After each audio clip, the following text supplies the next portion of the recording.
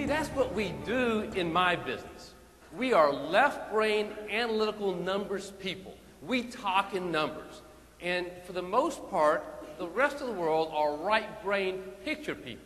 So we talk in numbers, you're thinking in pictures. Sometimes you don't have a clue what we're talking about. So what I'm going to do for you this morning is really tell you more stories. I'm going to put into some graphic examples exactly how we got here and where we may be going. 1987, the Dow loses $1 trillion in market cap in one day. President, out of the country. Vice President, out of the country. Secretary of the Treasury, out of the country. Alan Greenspan is at the helm, and he has been Fed chairman for 74 days. Imagine being at the helm of a world financial meltdown, and you've been on the job for 2.5 months.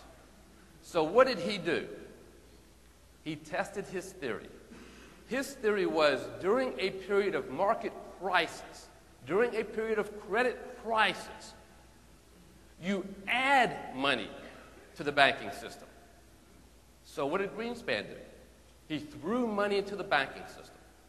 And the markets liked what it saw, and it started to recover, and within months they were almost back to pre-crash highs. So he tested his theory, and he was right. During a credit crisis, during a market crisis, you add money to the banking system. 1994, Mexican currency crisis. 1997, 98, that was the Asian contagion and the Russian ruble crisis. In every instance, he added roughly 5 to 10% more money to the banking system than was in circulation. Now here we are at critical mass. It's August of 1998. This will be his first and only preemptive strike. He's going to throw money into the banking system before the crisis occurs. And he's going to utter those famous words, irrational exuberance, for a second time.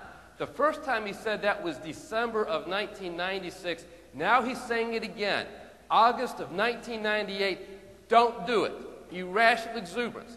And what he's going to do is he's going to flood the banks with liquidity because of what he sees about to occur. So my question to you before I go any further, what does Greenspan see in August of 1998 that's going to become a potential disaster?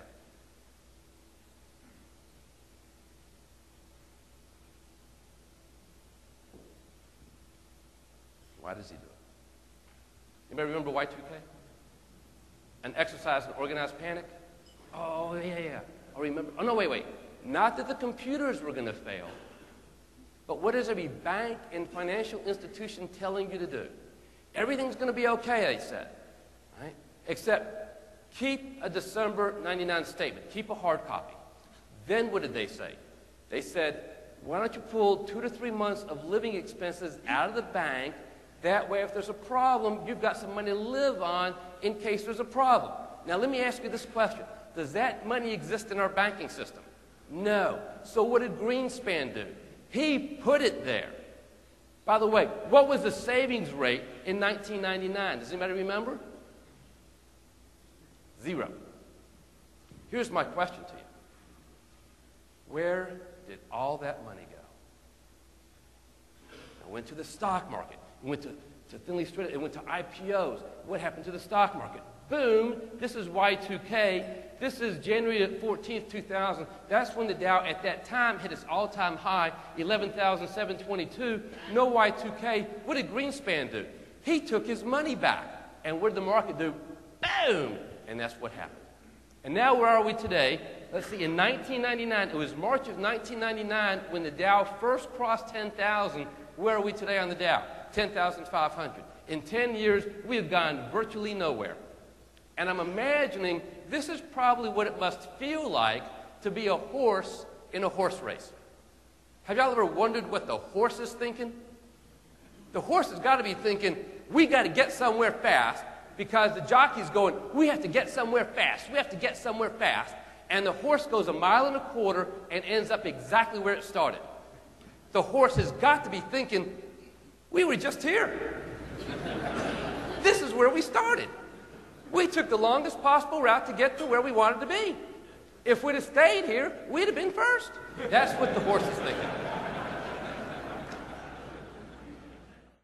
When we grow old, we go through 4 stages in our life. We go through our learning, yearning, earning, and burning. Basically, you're learning, age 1 through 25. This is when you're in school, got your first job, you're learning. You're yearning, this is when I want it, I gotta have it, I want that new car, I want that flat screen TV, age 25 to 35. Your earning years, age 35 through 65, this is when you're starting to earn your best earning. About age 50 is when you're at your peak earning years, and then, of course, age 65 and beyond, this is when you're drawing down, when you're burning. Now, this is very important. Hold on to this thought for just a minute. The baby boomers were born from 1946 to 1964.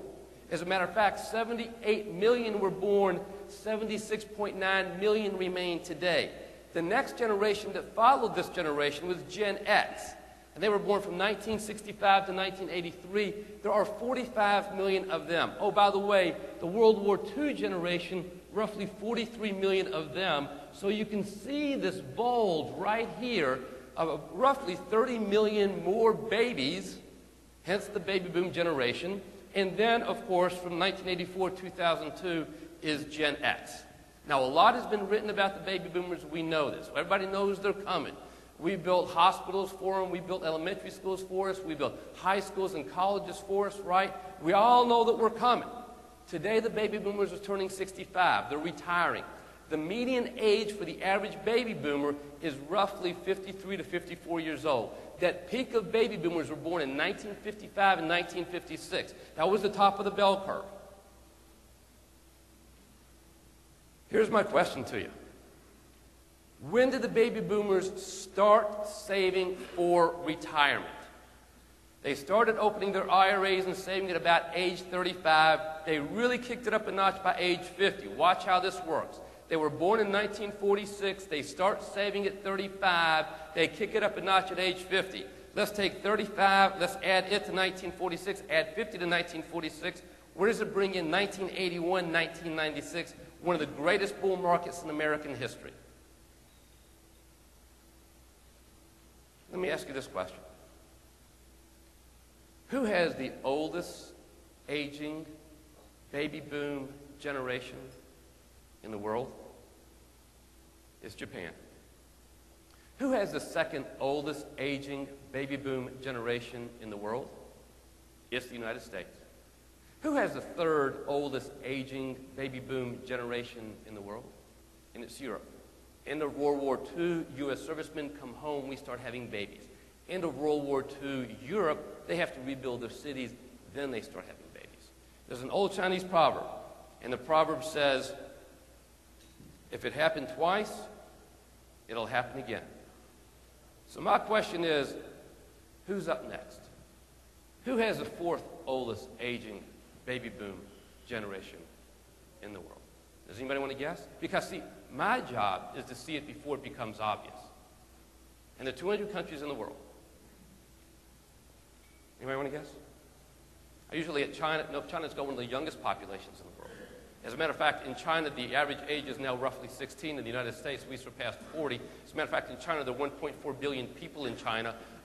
In China, you know, a woman gives birth in China every 45 seconds. I say we find this woman and put a stop to it. That's all the problem.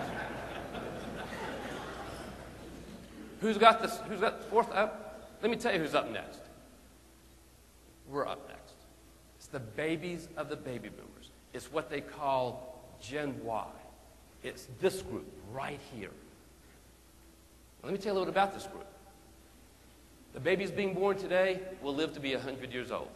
They say the person that's going to live to be 150 is alive today. Let me also tell you about this group. They saw their parents save money over the past 10 years, put money in their IRA, the 401k, and guess what it's done over the past 10 years? It's done absolutely nothing. And so they're not into saving money. As a matter of fact, if you have any children that are of this generation, they will tell you, and you will tell me, they are into spending money. As a matter of fact, just out of curiosity, how many of them are there? Oh, and by the way, when do you get to your peak yearning years? When do you want to spend your money? You have your learning, age 1 through 25. You're yearning age 25 through 35. That happens at age 25. When was Gen Y born? 1984. Add 25 to it. Where does it bring you? 2009. Right where we are today. This group is just now graduating college, just now getting their first jobs, and just now spending money. By the way, how many of them are there? 80 million of them. There are more of them than there were baby boomers. Here's the whole point of my story. What has happened in the past is about to happen again. This whole process that we've seen once before is about to happen again.